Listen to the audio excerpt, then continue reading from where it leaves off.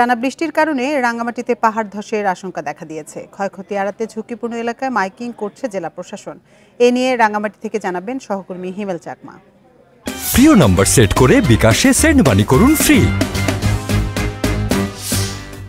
বৃষ্টিপাতের কারণে রাঙ্গামাটিতে পাহাড় ধসের ঝুঁকি দেখা দিয়েছে। গত 2 দিনের টানা বৃষ্টির কারণে ইতিমধ্যে যে সমস্ত ঝুঁকিপূর্ণ এলাকাগুলো রয়েছে সে সমস্ত এলাকা কিন্তু ছোটখাটো পাহাড় ধসের ঘটনা ঘটছে।